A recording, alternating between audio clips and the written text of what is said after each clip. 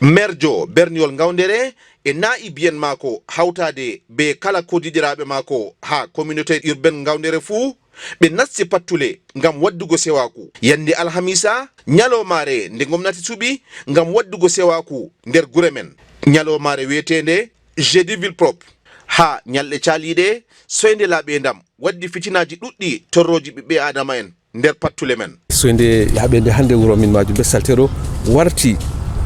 agression ɗuuɗi warti accident ɗuuɗi warti laissé aller ɗuuɗi machine hande wuro ko moye ɗo waɗa ko yiɗi ha pattule ɗe merjo berniwol ngawdere be kujijiraɓe cali fuu a tawa jamaje ɗo ceyi insécurité en ɗo usti ngam on laari bana har virni leɗɗe hande wuro yimɓe feere ñukka less leɗɗe ñukka wakkere ni wala incident ji bana agression bana guyka e autre ɗo ɗum ɗo salta leɗɗi en majum ɗum ɗo nettoya ni alhamisare hande ha nokkure wiyetende bois de mardok on bobbo saliou be kujidiraɓe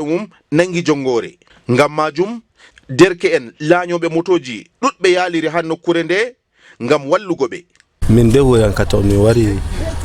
vallugo super maire kugal ɗo ngam min laari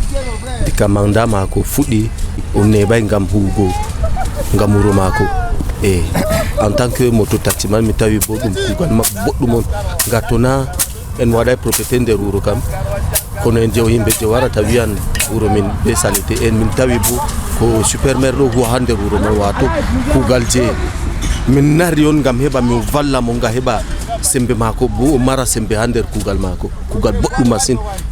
ha nder ɗabiyaji men sewaku ɗum hunde teddude machine ngam majum hani kala ko moye fuu ayna e woni